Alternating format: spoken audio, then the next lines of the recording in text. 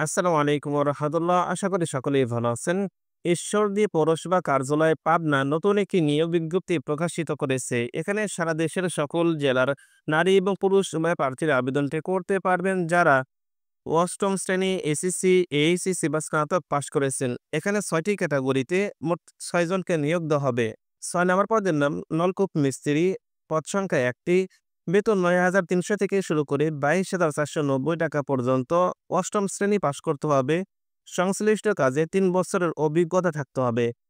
৫ নম্বর পদের নাম নিম্নমান সহকারী বনাম মধ্যাক্ষরিক, পদ সংখ্যা ১টি, বেতন ৯,৩০০ থেকে শুরু করে ২২,৪৯০ টাকা পর্যন্ত। উচ্চ মাধ্যমিক সার্টিফিকেট বা এইচএসসি পাশ করলে আবেদনটি করতে পারবেন।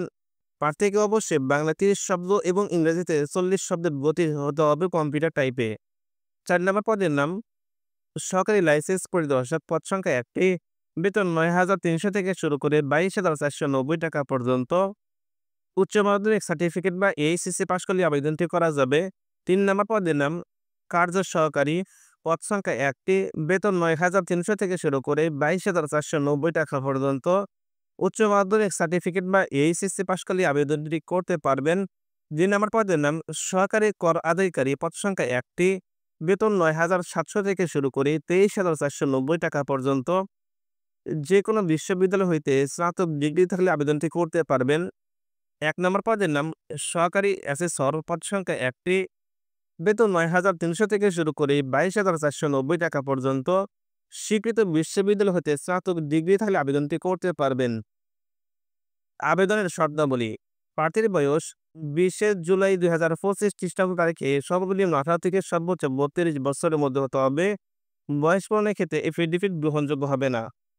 আবেদনপত্রের সাথে সকল শিক্ষাগত যোগ্যতা, ইউনিয়ন পরিষদের চেয়ারম্যান সার্টিফিকেট, জন্ম নিবন্ধন সনদ, জাতীয় পরিচয়পত্র, চারিত্রিক সনদপত্র, সদ্য তোলা ৩ কপি পাসপোর্ট সাইজের রঙিন ছবি, প্রথম শ্রেণীর গেজেটেড কর্মকর্তা কর্তৃক সত্যায়িত করতে হবে। ১০/৪ ইঞ্চি সাইজের ১০ টাকা মানের ডাক টিকিট যুক্ত খামের ডান পার্শ্বে আবেদনকারী ঠিকানা সম্বলিত ফেরত খাম এবং ৩০০ টাকা মাত্রের পে অর্ডার বিধিসহ প্রশাসক ঈশ্বরদী পৌরসভায় দাখিল করতে হবে।